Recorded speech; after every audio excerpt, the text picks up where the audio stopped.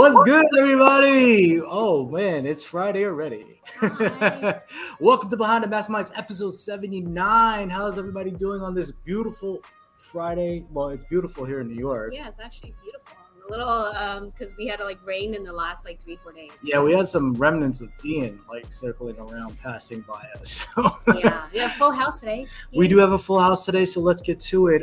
Did you miss us? Did everyone miss us? We just got back from Europe, and feels like it's been a month, but yeah, you know. Quick vacation.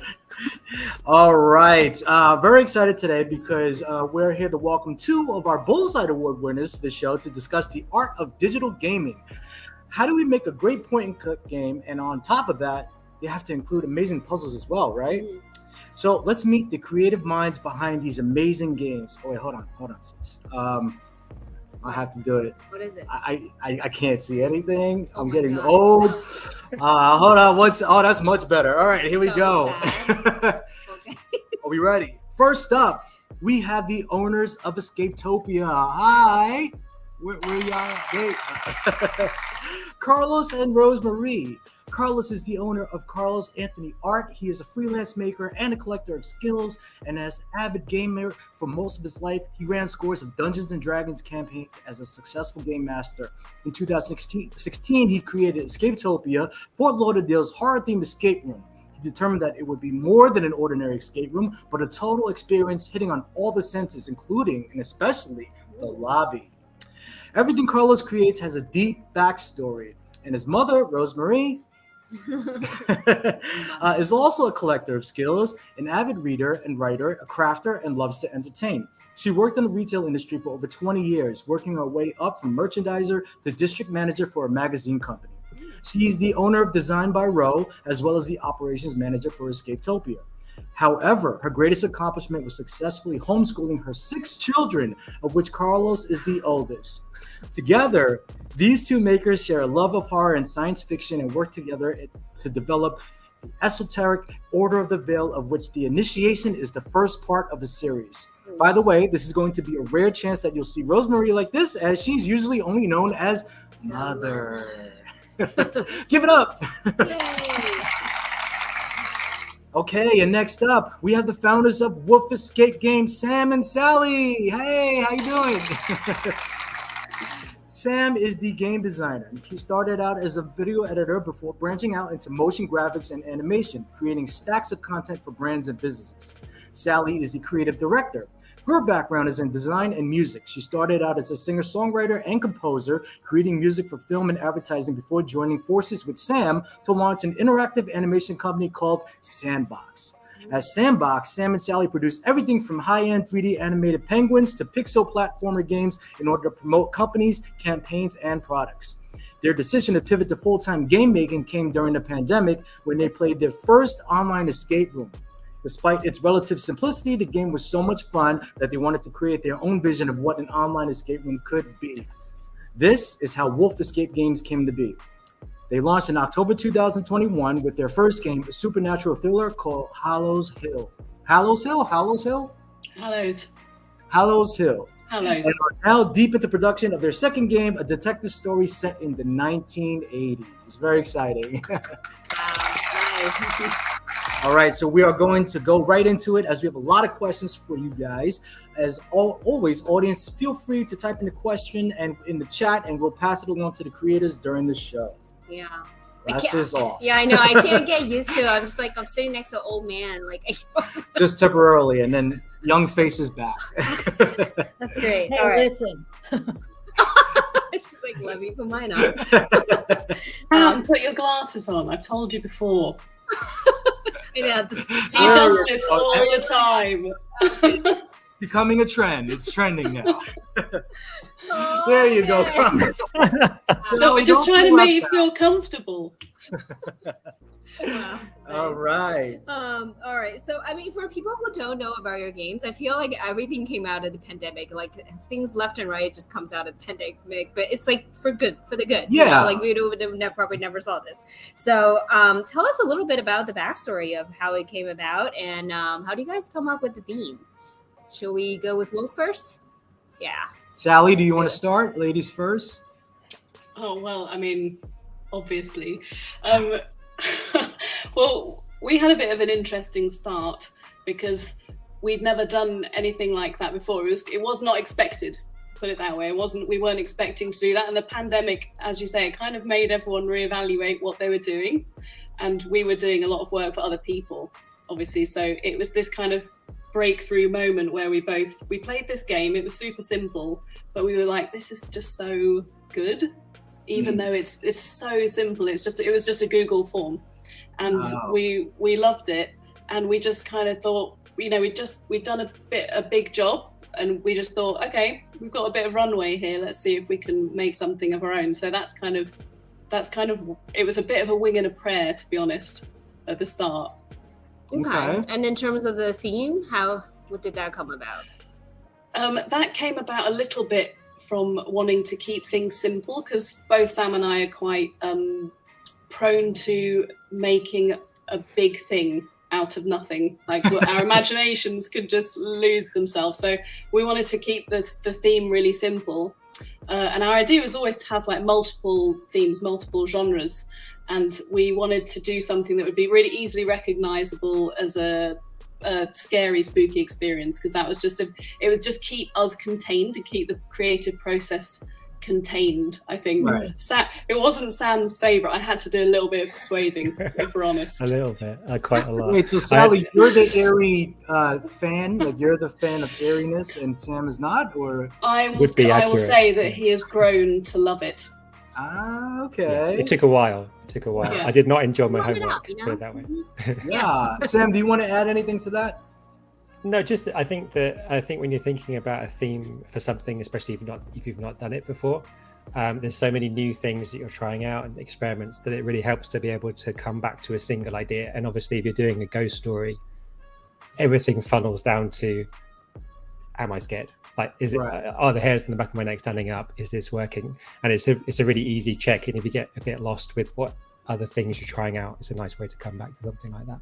Absolutely, yeah. Very simple aesthetic for us to follow, and a simple kind of idea. And it was also in total contrast to everything that we were doing before, because, you know, people don't generally want to scare their clients. So we just really wanted to do something that was the antithesis, basically, of what we've been working on for the last, 10 years probably.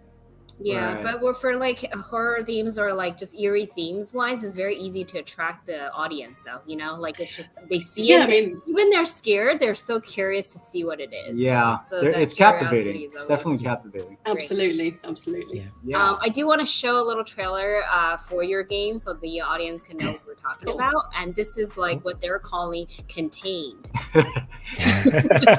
Here's a sneak peek. Small project. Here we just go. Here's a sneak peek of Hollow's.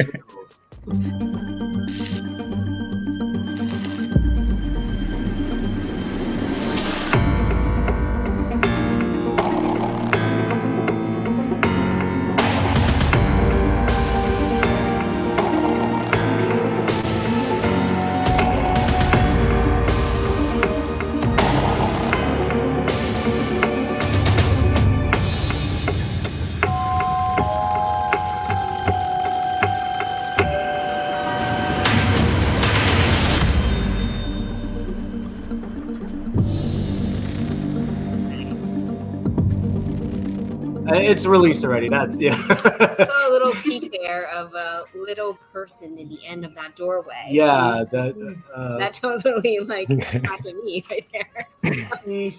Yeah. So before we switch over to Escape-topia, I do want to say that both of your games are very similar. It involves being in a creepy house with something paranormal or supernatural going on, and this is my type of thing. Like, I love stuff like this. So I'm so glad that you put this out there for enthusiasts and players and people who are just fans of the industry or wanting to try something at home for them to play, because they were both great games. Thank you for doing that. Yeah. Thank you. So I'll switch over to either Rosemarie or Carlos, whichever one of you wants to talk a little bit about the Esoteric Order of the Veil. Go ahead. Okay. Well, it really started as I've been a haunter for a really long time, and when I got to do Escape-topia, it was kind of like a dream come true. So again, during the pandemic, we we had this idea we should start making games. So Mom and I just kind of came up with it and built on the mythos surrounding Escape-topia to expand it into the Esoteric Order of the Veil. The order itself is kind of the combatants. Escape-topia is an entity known now as Mother, and the Esoteric Order of the Veil is kind of fighting against those entities to try to save the world. So in the game, you're contacted by an agent of the order and sent on a test to see if you can survive and figure out a way out of the room to be able to be inducted into the order. So then the next subsequent games will be about your missions in the order, if you've survived the first one. Mm-hmm. Yeah. I didn't know there were subsequent games. Yeah, well, that's one. That's why we have them on our show. We want to know where's the second game for both of you guys. We did a new room at Escape-topia, and we've just been kind of working through getting to the point where we can start pushing the next game. Nice, yeah. Awesome. Okay. Rosemarie, did you want to add anything to that? Well, Carlos, it's weird calling him Carlos because to me he's always been Charlie. Okay, so if I slip, but Carlos is about to teach me to use Telescape so that we can work together, because typically he's the builder and then we collaborate on that. And I'll tell him, well, I don't think that works, but man, that works. And so, I mean, I do some sound effects and some video editing and what have you, but he's the bulk of it. And what I really love, like recently regarding another game, I just went down a rabbit hole doing research for characters in some of our subsequent games, because I'm adding to the Esoteric Order of the Veil's archive system, which you guys have been in there. Mm-hmm.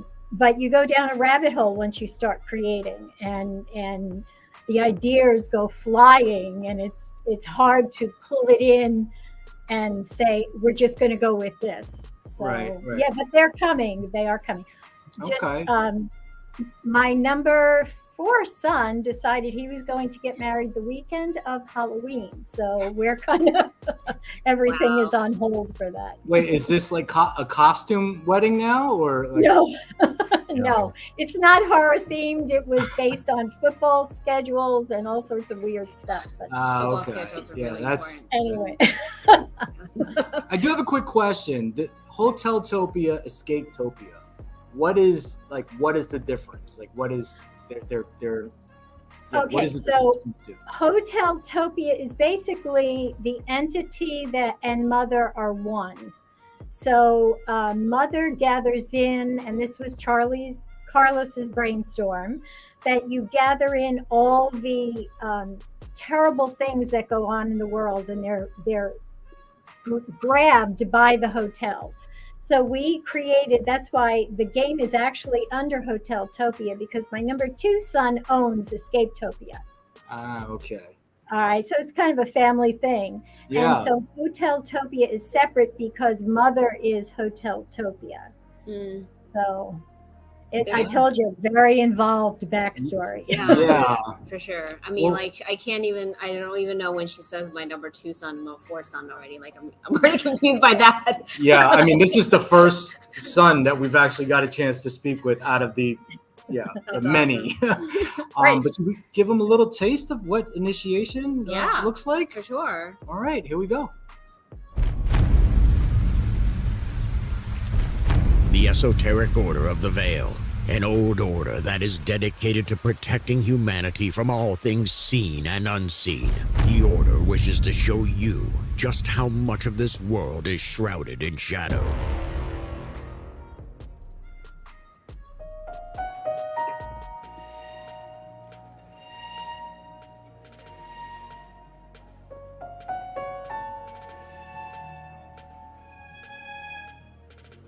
All right, Wow, that was a very, very slim peak. Yeah, just enough to get to get you to pique your interest. There's definitely a lot of content in the game, graphics wise, like just going through the entire house. You have so many rooms and secret, like, places to go under. We had like 5 players, and we were like spreading out through the house, looking for different things, coming back to one place to tell each other what we found. And I felt like we were literally in an escape room inside of a house. Yeah, for sure. Yeah. So there's definitely similarities there between your games, but there's also like differences in terms of we'll discuss later in terms of graphic designs and like different ideas for puzzles. But I do want to hear about like the process of making digital games in general. Like, what are some of the steps that you take from beginning to end, and how do you start? Do you start with the story? Do you start with the puzzles, and then you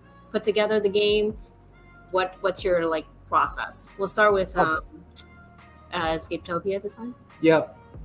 Well, I always start with the story first. I start with the story. I actually start with the characters, like thinking what the players are doing there.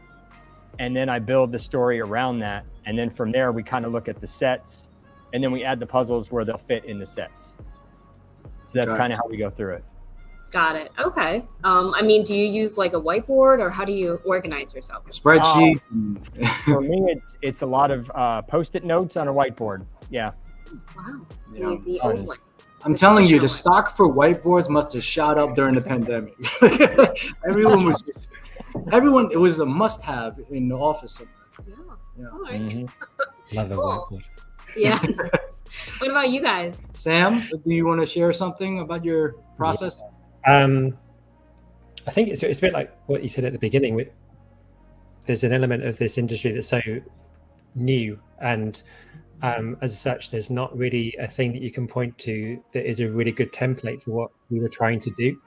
So our starting point for a lot of it is references, but they're kind of references from all over the place: films, books, TV shows, exhibitions, artwork.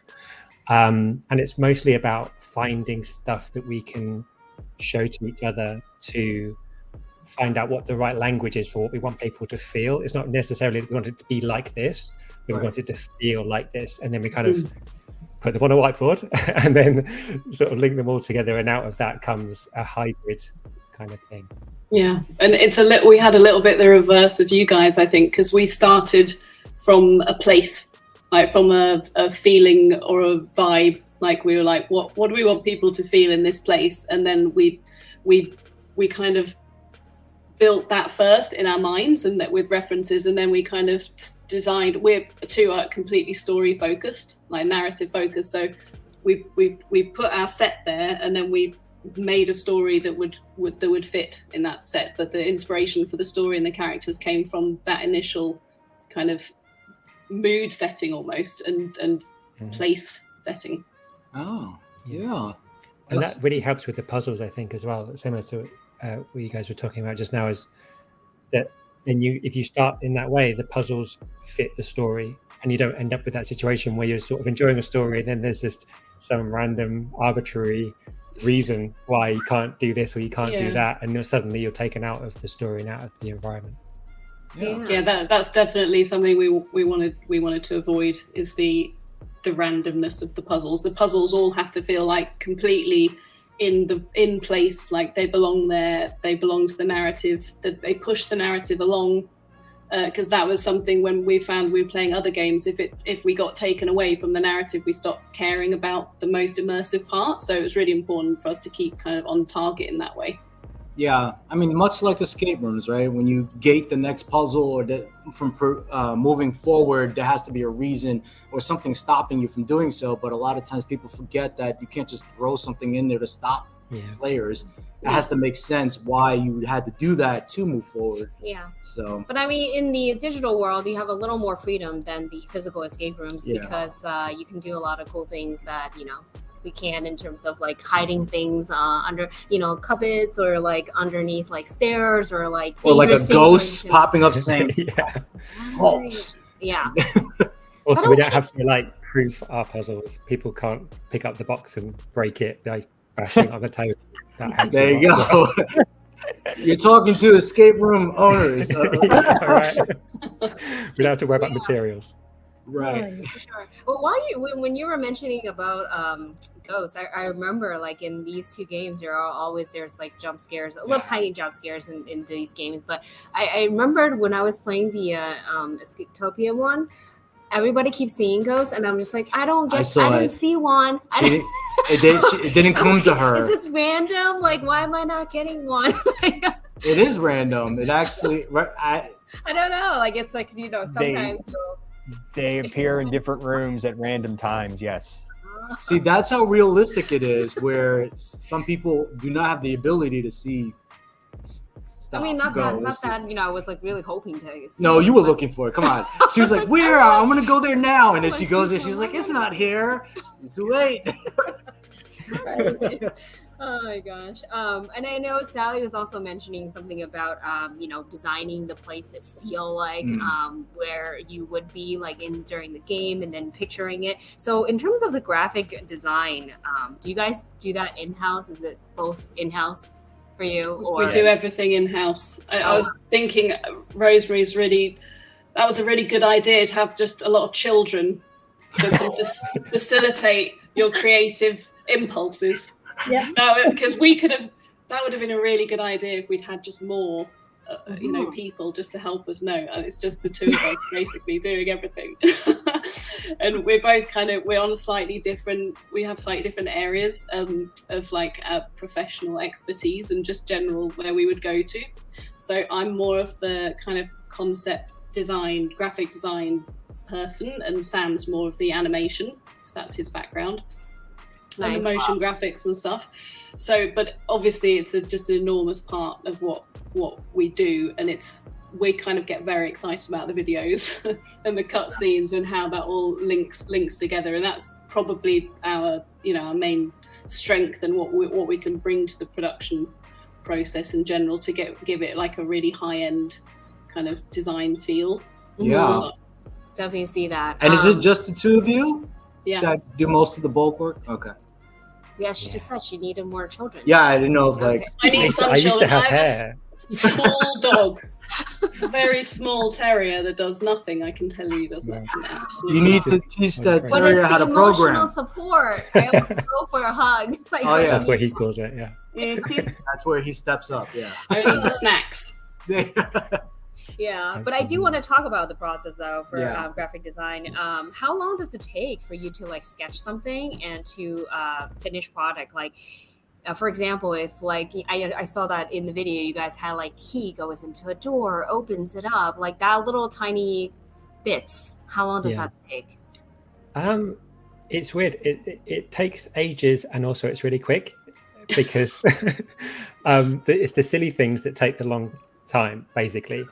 And also our approach is a bit unorthodox. I'm a bit of a tools addict, so we go through lots of tools to try and help us make these games. And one of the great things that's happening now in graphics and animation and design are the tools are now evolved so well that you can make things really quickly. Like you can get something on screen really quickly that actually looks quite good, and it allows you to experiment much more. So rather than doing a traditional process where you might do a big sketch or a design and then translate that into something and then go through this kind of like you would see on a movie, we end up most of the time just starting to make it, and then through the course of making it we get to be inside it and make those changes and those iterations. And that's why we're able to do something like this, just the two of us, is because we're able to both bring our different skill sets to the set, as it were, and make those changes live and in front of us, and sort of develop something more organically than having to have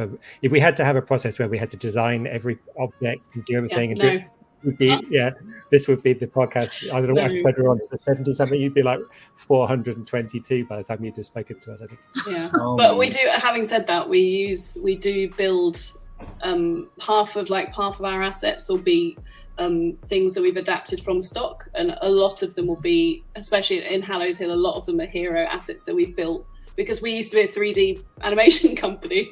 So we've built them all from scratch and designed them from references, and I'm not going to undersell how much work has gone into it. Like when you feel that when you're playing it, it's true.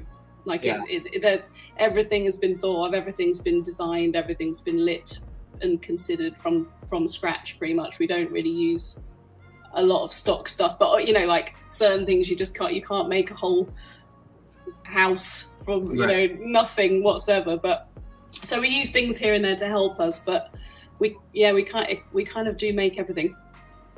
It's a bit mad. Yeah. I mean, it's like a whole, literally, I was wondering like how much did you guys create that you didn't even use? Like, cause you start outside and like of the house, like outside the house, and you have the whole forest. So I'm like, is there other stuff in the forest too that you started dabbling I love that you think that. That's what we want you to think. Wow, there's so much. And then you go in the house and there's so much detail in the house. I'm like, wow, that's a lot. Yeah. Can you name a few tools that you guys, are your favorites in case anyone wants to dabble into them? Yeah, absolutely. So the two main ones we use are for all the sort of 3D stuff. We use Blender to make it, which is free, open source. It's amazing. We use Unreal Engine to render everything, which is also free. It's great. It's nice to see a theme. And then the programming side is in a game engine called Construct, which is one that maybe people haven't heard of as much, but it's really awesome, really easy to pick up, very intuitive to use, and really recommend looking at that one as well. So those are the three main ones. And for the 2D design part, there we use Affinity. Yeah. Affinity, there's a suite like Affinity Photo and Affinity Designer, and they're kind of the equivalent to Adobe's, but we're a little bit. We like to avoid Adobe as much as we can. We like to avoid paying enormous subscriptions. Exactly. They're really, really brilliant tools that do the same thing. Okay. Yeah. Great. And then I know that also from the back end side of it, a lot of people like to use like Unity or like the Telescape is another one, but you guys have your own platform, right? So we use Construct to make the game, so it's not using. Okay, so that's what. So it's basically it's just a very, very elaborate HTML5 game using Construct as the sort of programming engine for it, and then we post it up on our own servers. So I do like how it was really smooth though, because sometimes Brandon had his Unity is like a hit or miss. Sometimes there's a glitch. We tried them all. We did. I mean, we'd had a big R&D sort of process at the beginning where we tried lots of different things. We tried Unity, and you can do some really great stuff with Unity where you can get some great 3D environments that you can sort of start to move around in this kind of like navigating through a room. But we found every time we tried to do that, it became really technically difficult for people to use. There's lots of like plugins that don't work quite right, and it's a bit it can be it narrows down how many people can play it. But also we found, more importantly, it didn't make that much of a difference. Like being able to move like in 3 dimensions in the browser didn't make the sort of impact that we felt it might. And actually it was just good design, good videos, great music, UI. Those were the things that actually put it together for us. So we decided to focus on those things instead. Got it. Yeah. What about Carlos? Anything to add there? No, I did use Unity for some of the assets, but we used Telescape to make the game itself, which, I mean, it was easy to put together. I come from a coding background, so there wasn't any coding in Telescape. So whatever you see is what you get, and you just can't change it. And the program is great. Telescape is amazing. Tom is awesome, the creator, but it's very limiting. And that was probably one of our biggest challenges, is anything we wanted to do, we had to then go, okay, this is what we want to do. Now let's dummy it down to fit into what Telescape can do. Yeah. So. But your game, like, we played millions of Telescape games, but your game definitely didn't feel like a Telescape game. Like, I wouldn't, like, certain things you recognize, it's a Telescape because of platform. The graphics. But the graphics, and then I guess the whole flow of it was just, it was totally different than other Telescape games that we played. Mm-hmm. Well, that's kind of what we tried to do, is make it not, make it as far from a Telescape game as we could. Right. So it didn't just look like a cookie cutter of everything else out there, Yeah. For sure. I think one of the big challenges we had was with a clue system. I mean, because we played some of the games, and the clue system was challenging because we didn't want it to pull you out of the reality of the game. Right. Mhm. So the way to do that, I'm a big Warehouse 13 fan. And so Carlos came up with, well, let's do Farnsworth, but then even beyond that, okay, what might people not understand? And how can we take them from not understanding to finally resolving it? And I believe there's like 4 stages to the point where he finally just gives you the answer. Right. So that you can end the game, so that you can enjoy it. And Yeah. that was the biggest challenge there. I mean, within it is. the- It's very important. It's a very important part of the game, though, like because it could ruin the experience if it's not done. Well, I mean, correctly. digital games wise, because you don't have a game master there, right? And then you guys are not on 24/7 like hotline so we They're call. not? So like They're not. they're not. But so that means it's very important that like if someone's playing a game at like 12 midnight, that they will be able to at least complete the game and not wait for like. Right, but also not hours, be so. given the answers, and they didn't really get to feel like they solved anything. Yeah. We have some questions. One from Matthew Louie coming in. Is there any limitations of anything you want to make online but can't? So many. That's the sky is not the limit. Did any of you want to? Start with that. Yeah. Say something to this. Not anything I can actually imagine. I mean, anything I could think of, there's ways to create it. It just takes a little bit of dedication and time, and maybe learning new tools, but I haven't really come across anything that's impossible online. Yeah. Like now, I think even with HTML5, you can do VR. Mm-hmm. So you could stream VR. So I mean, it's beyond. Yeah.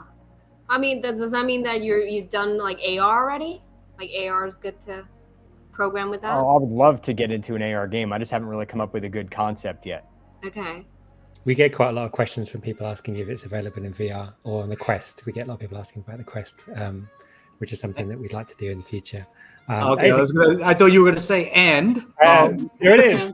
Gotta get those children ready to work. Yeah, exactly. After the children are born. And, yeah, it would be a pretty big transaction. No, that would definitely be our next step, though. I think the next progression, we'd love to do that. Okay, yeah. I mean, the Room VR was amazing. Like going from what they started with to putting out what they did.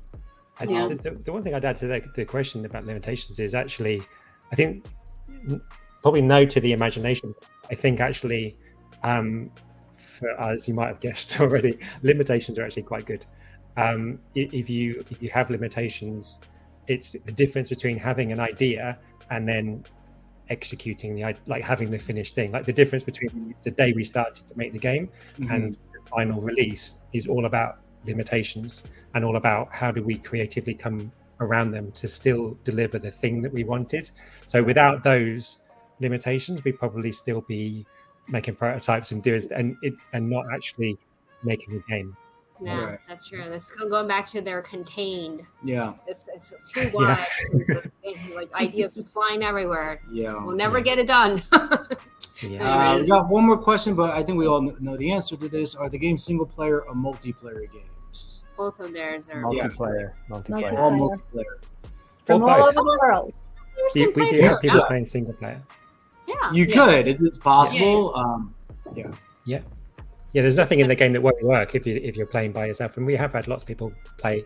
Or they'll ask us and say, "Can you play it by themselves?" And obviously, it's just Die-hard puzzlers. yeah, die-hard, yeah. People who are not me, who are playing horror games by themselves, is not. Yeah. I did forget though. Is there any time limits? Like we didn't really run into the. Okay, so you can. No. Continue. If we had a time limit, we'd run into some serious problems because I can't believe sometimes people take a very long time. Right. So I think they might be drunk. That is very, very normal. We've witnessed that with our own eyes, though. Cognitive decline over the course of the evening slows people down. You can see the progression from. You're like, people, wait, like you have data coming through, or no? Yes, we can, but we don't know if they're drinking. But we obviously we watch people do it. We get people to play it as much as we can, so we can see, we can observe them, and like, so we do it because we get content for our ads that way, because we only want real players to like give us content, and so we see a lot of people playing funny ways. I did have a conversation quite late at night with somebody who messaged in. It started off as an innocuous question about this puzzle. Can you help us? And I was one of those, like, I was just getting ready, but I thought I'll just answer it just because they seem a bit stuck. And then they asked another question about it, and then another question about it, and then after about 3 or 4 messages, it became really clear. And then they went, "We're so drunk." They actually realized that's not really drunk yet. Like, you realize you're drunk. I think it got to a point where it's like, I am so drunk. I am not seeing this or seeing this. Well, some people play better, right? Some people do. Yeah, I'm not gonna lie. They kind of literally think outside the box. It's like, how did you not realize? These guys were lost in the box, I think. Yes, exactly. Think outside the room. Oh my gosh. And what about you guys, Carlos? I know that Telescape does have if you start the game, then you have to finish it in certain hours, kind of. We have ours set for 72 hours once they start. 72 hours. Yeah. If you don't finish in 72 hours, I don't know what you're doing. You're drunk. Yeah. Drunk or something. This guy's coming up on his 71st hour. Something's wrong. Oh my goodness. Awesome. Oh, okay. Well, so, I mean, with that said, since the games are designed for multiplayer, what do you guys have to consider in terms of puzzles? Because now, just in case, like, if there's like a puzzle hogger or something, he's like, no, don't touch that. I'm the only one that's supposed to like open all the locks or something. Is there things that they can simultaneously do in the game? In EOV, yes, we've tried to design some of the puzzles so that they're completable by a single player, but it's more fun when you play with more people. And then we had to take into consideration, with more people, having to make it take enough time to make the game worth playing. So, for instance, like if you see a screen over here, and then they can't see it, and then that player has to tell them information, or nothing like that. No, but like one player can complete it, but there's enough puzzles and enough things to do that it will take, to have fun with the game, it takes more than one person. Right. Yeah. So it's not linear. You can technically open multiple things at the same time. Yes. Have you forgotten the game? I'm asking for the players out there who doesn't know about the game. I was like, we were all over the place. We literally said, all right, break, go. Yeah. We all like split up and started doing stuff. Yeah, there's a linear progression to the puzzles, but you can explore and do many, many things in different paths before having to focus on the linear part. Yeah. Awesome. And what about you guys? Again, we're kind of the opposite. Like, we come from a little bit the opposite way around, because we played a lot of different games in different ways, and we actually preferred when everyone is kind of in the same place at the same time. We kind of found that we lost immersion when we separated, but I genuinely think that's just because of how we both think. Like, it's just, like we're all different, and we just prefer that kind of, it's a slightly more railroaded, I guess, like a guided. Let's call it guided. We really liked that, and we kind of wanted everyone to be looking at the same screen and working together. So our biggest challenge was all around making sure that we had enough variety of puzzles for different kinds of ways of thinking. Mm-hmm. And we'd never made puzzles before. Like, this is not our area of expertise, so we kind of had to do a lot of testing. We had to do a lot of testing in that area, because I would think of one and Sam wouldn't understand it, and he would think of one and I wouldn't understand it. So, but we only had the two of us, but we really worked hard on that, actually, to kind of get a balance. Uh-huh. So there was something for everyone. Right. Basically. So your seeing is more like on one screen there's a few puzzles that each of them can kind of tackle. Yeah. Okay. Yeah, like everyone's at the same point at the same time and understanding what's happening. Just again, we've played games where it's worked really well the other way as well. It's just that was our preference, mostly from a narrative point of view. Yeah, exactly. Because your game also had narratives where if you saw something, people have to watch like a little short clip or something before you move forward. So you kind of have to have their attention on the same thing in order to progress. So that's I'd almost, if I was going to characterize our game, I'd say it was more of an interactive film than it almost that area rather than an escape room game as such. Right. If you know what I mean, like it's got the puzzles are there, but definitely it's cinematic. It's like chapters. So after this next chapter in this room, following chapter, progressing. Even their graphic design is very cinematic. Like it has that like movie vibe. Right? Definitely. Yeah. All right. I know that Rosemarie also mentioned some challenges that you guys experienced during the game making. But is there anything else you guys want to add to that other than the hint system? Oh, not at all. It was really the biggest challenge was a limitation in Telescape. That was it. Everything else is pretty smooth. Oh, that's good. Is when you guys do finally get around to starting the sequel, the next chapter, is it also going to be Telescape, or are you starting to explore other ways? Well, Telescape added a bunch of new features and things that we're just going to keep going with it because it was. It lacked the coding, but in every other aspect, it was just a great engine to use. Right. Yeah.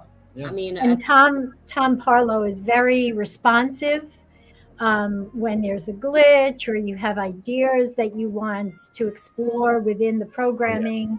He takes. I mean, he's. Yeah, you could message him and he'll be like, "Oh, I'll try to add that in the next update." Yeah, we know, and we've heard from other owners saying the same thing. They definitely listen to suggestions and implement. Yeah, I mean, like I like the fact that now you don't have to like focus on the technical part of it, and then you can focus on the creativity side of it, which also saves a bit of time. So, all right. So, what about you guys? Any challenges, Wolf? Other than just understanding how to make an online escape room. That was our biggest challenge. It took quite a long time, but how did you do some research on the puzzle aspect of it? Like, did you kind of have to do some? Well, do you play a lot of in-person games, like real? No, not really. We played some. We did a sort of overview, but we didn't want to play too many because it would be very easy to take templates from other people and be, oh, that's what works, and that wouldn't have worked for us. Like I think that one of the things that, for better or worse, Hill is it's like our version of an online escape game. Right. So the biggest challenge for us, I think, was every single day is like this. There is literally no way of predicting how people will play your game. Like if you think you know it, if you think you've seen everything that someone will do, you will see another thing that how have they thought of that, or where is that? Like they'll be going, oh, I've definitely got it. This is the answer to this puzzle. Like, how did you do that? So you can never. It makes designing things quite difficult if you're not kind of aware of that, because it's very easy to think that how someone's going to play your game, and you think you've covered off all the red herrings and they're not going to get lost and it's all going to make sense, and then you see someone get completely lost, and you also understand exactly. It's like suddenly you realize why they've done that and how they've done that, and then you have to read it. So the biggest challenge for us was just doing it in that iterative way and watching people playing and then changing and then watching it play, and that kind of back and forth and understanding.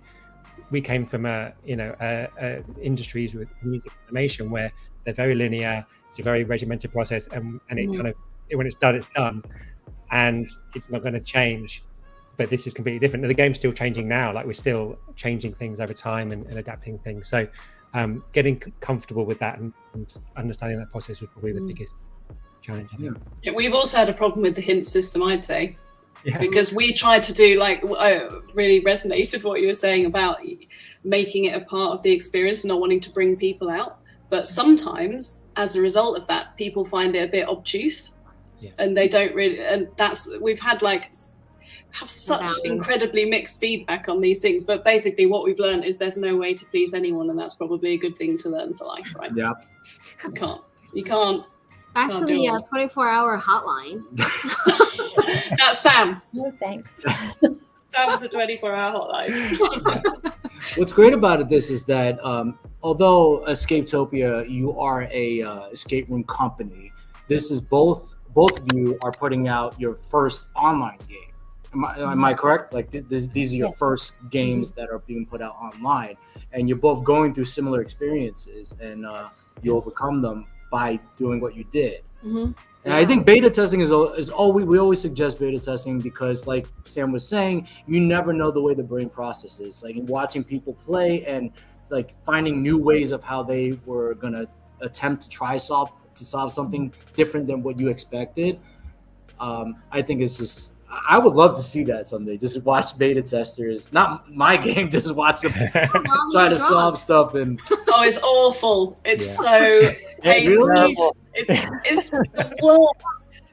But I heard some owners, like, they actually got some creative ideas based on, oh, that's pretty unique the way they thought about that. And then, well, I mean, like, but also, like, I guess it also depends on if they can actually solve it or not. If not, then you. Oh no, like, that's my all. God, Yeah, that's I designed else. such a bad puzzle that no one can solve. Like, Yeah. you You know, did it a that, lot. You kind of like this at the time. You're like, go back and redo the whole thing.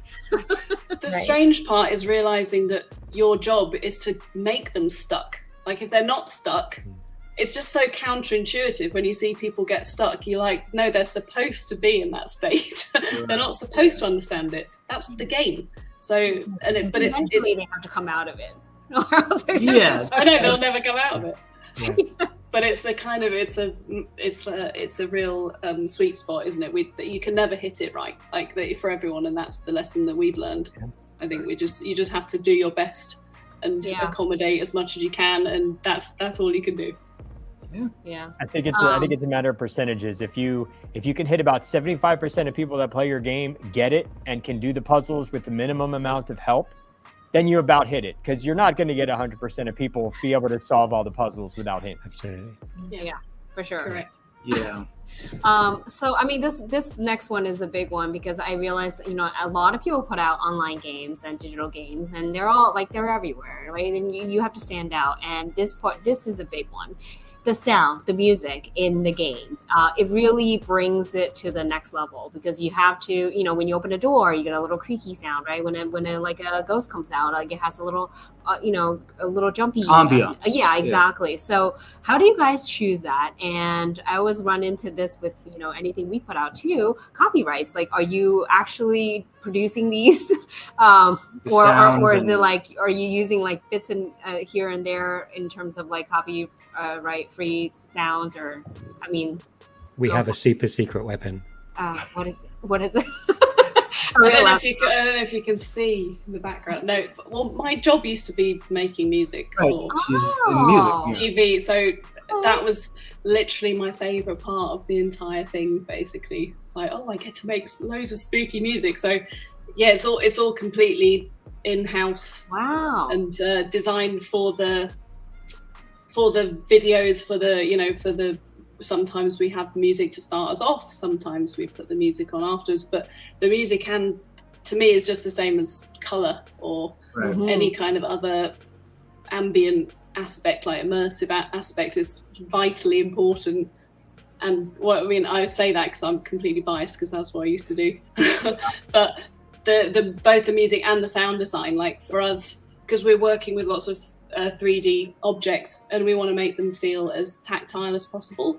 And even though it's kind of subliminal, but the weight of the lever and the sound quality of that object is so, it's nothing without the sound. Right. Like it's literally just it's so flat without it. So it's obviously a really big part of what we've like. I'm just glad that I got to do something a bit more exciting than advertising music, basically. I love it though. I mean, like it's a big part of the experience. Plus, I feel like Sally's already like, you know, pretty much like 2, 3, 4 child of her own. Like she does. Like, those jobs at this point. It's like, you know, child, you're just abusing yourself to be. Clones is what we need. Yeah. Actually, weirdly, the music is quite quick. So that's the speedy element of our production, I'd say. I was just about to ask you how much time is dedicated towards that. But I mean, still a lot, but it's, you know, it feels, when I first met Sam and we started working with 3D animation, I was like, oh my God, this is so this is so complicated and long, the process. It's much quicker now because of, you know, the advances in 3D and Unreal and stuff. But to me, music is like a breath of fresh air. It's like, I just think I want it to be a bit faster and just a bit like this and maybe a bit of piano. You know, it's so easy to do that. It's like sketching, or, you know, it's quite freeing. Sam unfortunately doesn't have the same escape. He can't do that. He gets stuck with the programming, which I'm like, I'm not touching that. It's like, I'm doing all this, you stay over there.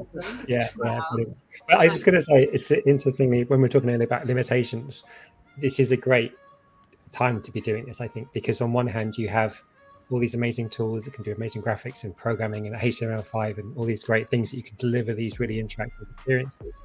But sometimes it's a great image and a great sound, and that's all you need, and that's it. And it's worth, like you were asking about the door earlier, the door is just, I think, 7 frames of a key turning and just a really great sound effect. And that feels really nice. It's not very technically difficult to do. It could be if you went down the route of like, well, how do we make this key? Actually, it's just a good animation with a bit of sound. That's very true. For us, we had to, we're not like Sally, not one of our talents. Another child with music. Well, I have music children, but they're not into horror like we are. But that's such a shame. So yeah, I know. So I did have to use, you know, copyright-free music and sound effects, and most of the time is just spent finding the right one, and I feel the sound of the clock moving and different sounds for different letters that are being written. So so I mean, there's a way to accomplish that without the lovely talent of Sally. But there, I mean, like I mean, regardless of what it is, both of the games does have that kind of you know, ambience and sound added, and that brings the game to another level. I would say, it's a huge component of making this, you know, such an immersive experience. Like, not even just online games, even in an escape room, if you're solving puzzles, there should be something going on in the background, some sort of ambiance, sounds or music. So there's one other thing that I miss about online games, because you can't, that I make sure to implement here at the escape room, is not only the sounds and the sights, but also smells. The lobby has a special scent that I've developed for, you know, an old spooky lobby, and each of the rooms has its own scent. Amazing. That lines up. We've got Escape the Beast. You go into the room where, you know, it smells like it's burning, and Nightmare Lands, you know, has its own weird basement burnt flesh asylum type. And do you sell that in the shop afterwards? Do you have like a little Escape the Beast? Yes, we have the different. Yes, we do. We have the sprays. We have fog scent that we available for purchase at the front desk. Exactly. In the gift shop. Yes. So we finally found a limitation. There it is. Right. You can't smell it. Online smell. I'm wondering how that would even be. I know they're coming out with the haptic suits, so you never know. That might be the next thing they'll attach to the VR goggles, you know? Or drones could be sent to your apartment and then released through the window to, I don't know, it's like... Then I will probably want like 2050. Smell, like burgers or fries. I probably wouldn't want to smell like burnt beasts. Well, it depends on what game you're playing. That's true. Like... From zombieing, I definitely want to smell. Don't send the wrong drone. So Sam and Sal, if you're ever in Florida, you should definitely check out Escape-topia. They have really great games, and it's an immersive experience. We'd love to. And Matt's like wondering, what does the spooky lobby smells like? I don't even have to go there to find out. Yep, Matt, you gotta cross the border from Canada and check it out. So before I forget, you do want to show a little bit. I do want to show something because Sally has another talent apparently, right? Yeah, we were sent a really quick video of the work that goes into. You know what? I'm gonna stop talking. I'm just gonna show you guys. Here you go. Yeah. So I mean, Sally can walk us through. Like, what is this? So this was a scary doll that I forced Sam to make. Sam's like an Sam's a bit like a Matrix person. Like we keep saying all the Sally skills, but Sam is literally like, I don't know, it's insane the things that he can do. So I was like, Sam, will you make me this doll like this in a model? And then you had to ask about 4 times there. I did, because you didn't want to. But then he makes the model, and then I texture them. So I like do all that bit that you saw the painting on. Yeah. And then he will put it in the frame and light it, and that's kind of our process of how that happens. So usually I kind of tell him to make it scary. And I have a question. Between the both of you collectively, how long did it take to make that doll? To make the doll in the scene? Yes. The moves and the coloring and everything. Maybe a day and a half. Yeah, about that. Wow. It's all is worth it. Yeah, no, it's totally worth it. I'm not. Yeah, I'm glad. The worst part about that was that it started off with Sally's idea of this doll, and then she started sending me references on WhatsApp. But they were just like scary dolls that she'd found on the internet, and so my feed was just full of these pictures, and I kind of kept forgetting. So I'd open my photograph on my phone, and then the first thing I'd see would be this. I had nightmares for. It's important work, Sam.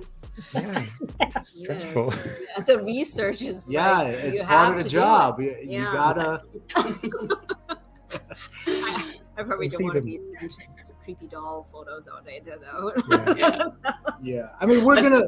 Are we gonna pry and try to get some more information about their new game, from both of them later? Yeah, in a minute. Okay. All right. We're getting there. We're getting there. I'll let you get there. Yeah. He's so excited. He's like, oh my God, I can't wait anymore. We don't play Think and Drink anymore, so I can't get you drunk to pull more information out anymore. Okay, so you guys are already like experts at creating, all these amazing immersive online games. What would you say would be like, there's a lot of digital games out there also. If you were asked a question like, what is the best digital game out there? Well, would you give any recommendations, or would you at least say like, what am I looking for in that type of game to call it like a best like digital game? All right, so what category? Because there's a ton of different. I mean, that's like saying, what kind of vegetable do you like? Yeah. Let's just go with the eerie horror.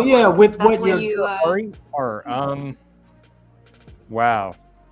Are we talking a point and click type game or anything? Point and click. Point and click. That's our theme of the day. I don't know. There's so many good ones. That's all I play a lot of the time. Go on Steam and look them up. Which one? I usually just go on Steam and look up point and click horror games and play them all weekend. That's my weekends. That's my weekends. When I have time off, that's what I do. Yeah. But I mean, like any you remember from recently?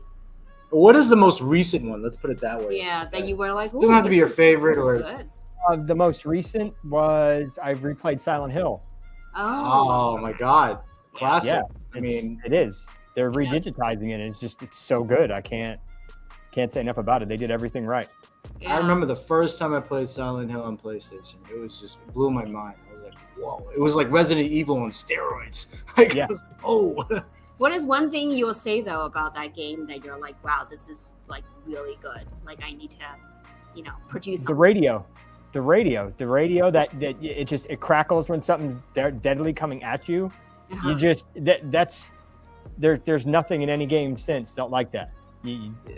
And sometimes it's a red herring, so you just stop and you're like, where is it, and then it just goes away. Or the siren when it just starts blasting. Yeah. It's like, all right, you have sound again. Yeah, no sound. Yeah, it's all about sound. So sure. What about you guys? You give any? I think I would say that we were both really inspired by Firewatch, weren't we? Yeah.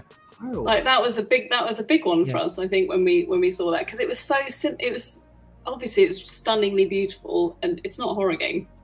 It's kind of a little bit, sinister, but it was beautiful. It was really simple, and it showed you how much, again back to limitations, how much you could do with quite little. Like you didn't really see any characters. It was a narrative story, but it was all about immersion. And I'd say that for me, that was a big turning point in how I thought about games, because I'm quite a fan of I love a AAA, The Last of Us, Uncharted, kind of the absolute apex of what can be done. They're my games that I like, but that one it really delivered for me on narrative and beauty. So I think That's I was going to say The Last of Us, which is a crazy thing to say, but you're too scared to play it. Don't try and pretend. I'm not. But the one thing that I loved about that, and I hadn't played games for a long time. I had like a big break. I hadn't had a console for a while. I hadn't played any games, and I remember that opening sequence when you go through the video and the cinematics, and she's in the house and doing all the stuff, and then it just stops, and I'm waiting for like what's next. I'm waiting, and then I'm like, oh, I'm playing. Like, it was seamless. It had gone from this cinematic story, and then I didn't even realize that I was playing the game. And that feeling of excitement of like, oh, this was a great movie, and now I'm in it, is kind of a little bit like the kind of idea kernel I think that we probably both have about what we're trying to do in a much smaller, less number of A's way. Now I really have to go check that it out. feeling is important. And Rosemarie, do you get a chance to play any point-and-click games lately, or is there one that's... No, in fact, there's a couple that I purchased from, I think it's Sarah Connor, her company. Oh, okay, online Ireland, Yes, but we haven't had an opportunity to just get together. Charlie and I will play together, but I have a lot going on. It's kids. Yeah. Well, I'm going to give a shout out because usually when people ask Cece and I, if we're looking for an eerie point and click game, we always say both of your games. We always recommend try Hallows Hill, try Esoteric Order of the Veil. But there is one more that we also recommend that is not on the show, and that's The Grandfather's Fortune by Carrie Mysteries. Okay. Which is another great game. Also a little bit eerie because it has an eerie aspect to it, which also I'm a huge fan of. So I think your game and their games also were great games that have been put out by Point and Click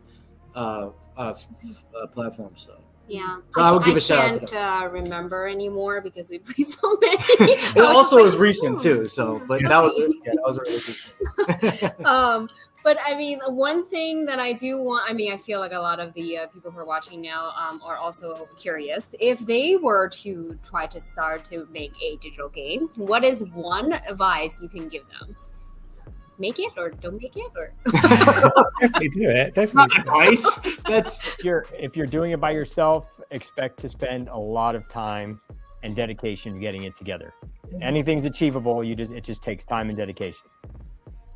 Rosemarie, is yours to have 6 kids and No, it would be, if you're going to do it, again, as Carlos said, the time and dedication, but do start with the story. Do start with an idea of how you want it to feel, the story, the characters, the story, where it's going.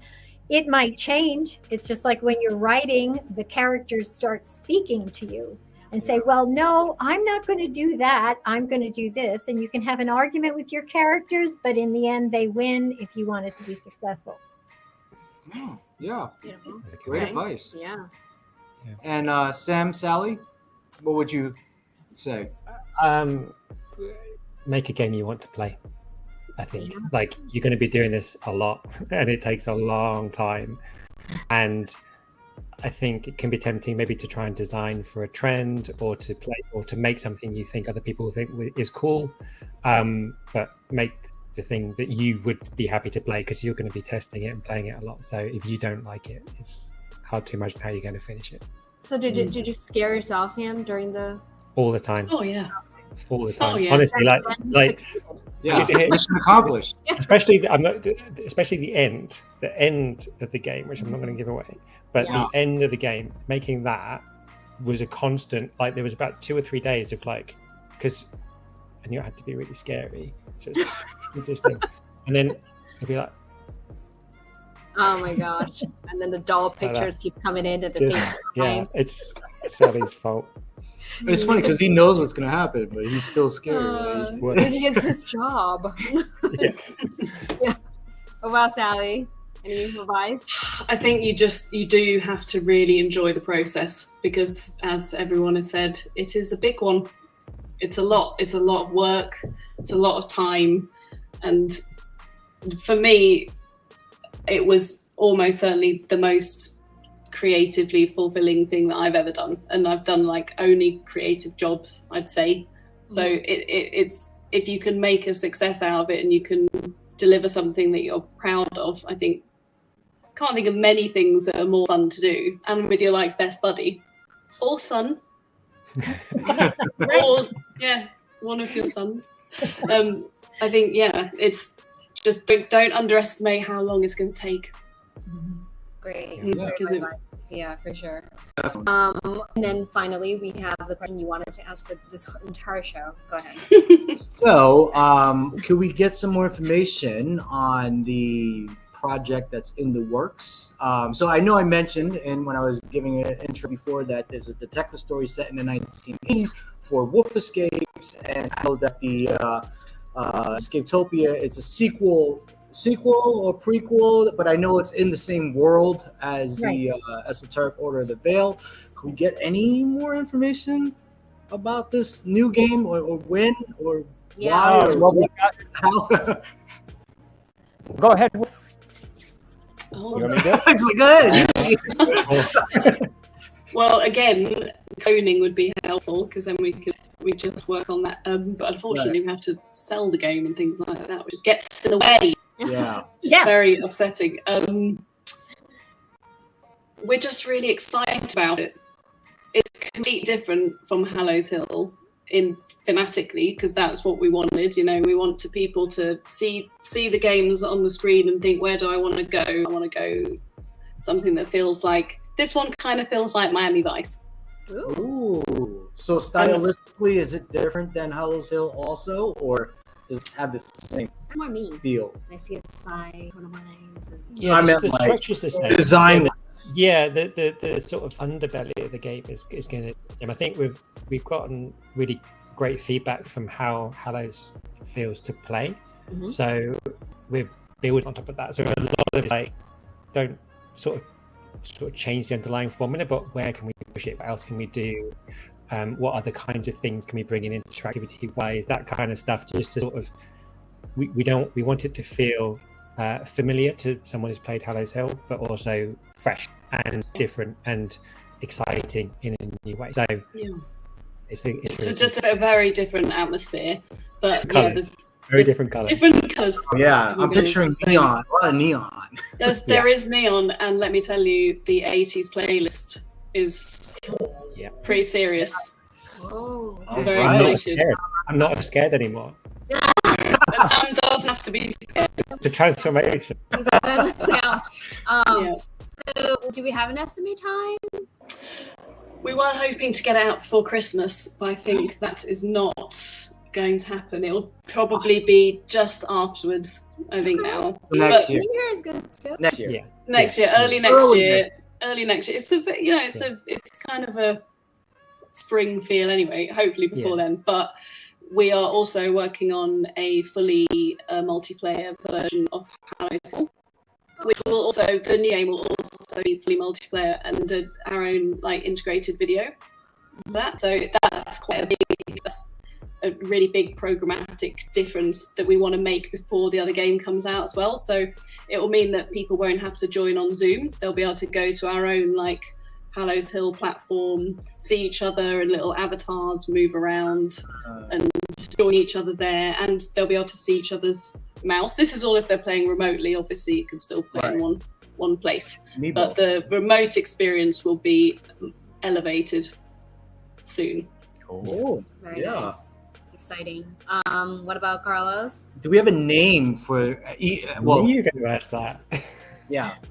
Can't ask that. No, Can't this- ask. We'll promise to run it by you though. We'll run it by you. You can get preview. Oh, awesome. 100%.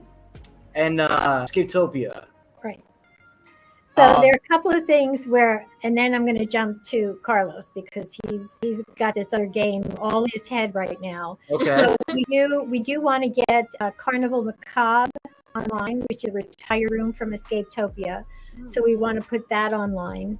And we're about to open Campy Christmas Carol here. So once that's done, we'll open that up online for people to play. We're getting ready to retire Escape the Beast. Again, this is over the course of the next 2 years. So we may put that up. We've retired Zombie. And that's something Carlos has in his head that he wants to actually do the full, not just the one that was here, but everything that he had in his head. And Carlos, what else? And then we're doing Witch Hunt, which is the new Esoteric Order of the Veil game. And hopefully that'll be out, I want to say April. Okay, you guys well, are kind of competing with the timeline here. Spring it is. It's all about spring. Fighting forces. All right. Well, you heard it here first. I mean, nothing's written in stone, but looks like spring. Could we be any vaguer? I don't know. It definitely is happening though. Every day it is happening. Yeah. We have pictures. We have pictures to One little step closer. proof. Every day. Right. Okay. Yeah. At least the idea is there already, and they have a story. No, there's a whole plane already, like a plane. Yeah. We said we definitely have things to prove that we have developed it. Honest. Awesome. All right. Yeah, you just have to be patient. Yeah. It's coming. Well, thank you so much for coming on to the show and sharing your expertise. You guys remember to check out their social media website for their new games. And if you haven't played their current game yet, definitely check them out because we mentioned they're really, really great. But for the 2 lucky people that we're going to pick right now, it's time. I already picked them, but before, but they're going to try them for free because they just gave them a raffle giveaway. And if you missed this time, make sure to check out our Instagram, Escape-theroomer's, for the next one because we do raffle off games prior to the show the week before. So just FYI, I also entered the raffle so I could play the game again. How I'm just kidding. Under a different name, hopefully. Yeah. All right. Well, here is our lucky winner. Which one are we doing first? For the Wolf Escapes at Hallows Hill. Hallows Hill. Here we go. Drum roll, please. Yes. All right. And it's Ana Clara Garcia. Congratulations. Ana Clara Garcia. Yeah, Please contact us and remember. Play it in the dark. Yeah. Yeah. It's been 48 hours. If not, we're going to join you. Oh, yeah. Yeah. You better contact them. All right. And then our lucky winner for Initiation Esoteric Order of Veil is... Here we go. Escapers SC. Escapers SC. Congratulations. Yes. Serious. Play it in the dark with a glass of wine. Mm-hmm. I was hoping I was going to be the Not more than winner one. of that. Yeah. So that's a shame. Congrats. Well, anyways, thank you so much for coming on the show again. And of course, thank you so much for our episode sponsor, LockMe. LockMe is the creator of ER Champs Escape Room Championship. It's an annual escape room championship that dates back in 2017. It's the largest tournament of this type in the world, held completely online since 2020 because of the pandemic. Yep. Thanks to this, Formula teams from all over the world, though, can now participate. North, South America, Europe, Asia, Australia, Oceania. We're competing, Africa. right? Yeah. Are we in this? Yeah, we're with Dewa. Okay, remember? yeah. That's our team. Yeah, watch out. Yeah. Watch out. Coming. This year's edition will be held in November. The eliminations will take place November 5th, and then the grand finale, which only top 100 teams will get to participate, and will take 3 weeks later, November 26th. So you can still sign up with your team of 2 to 4. So make sure to check out them out, and their website is erchamp.com. Thanks. And if you're interested in becoming a BTM episode sponsor, you can email us at info@escapetheroomer's.com.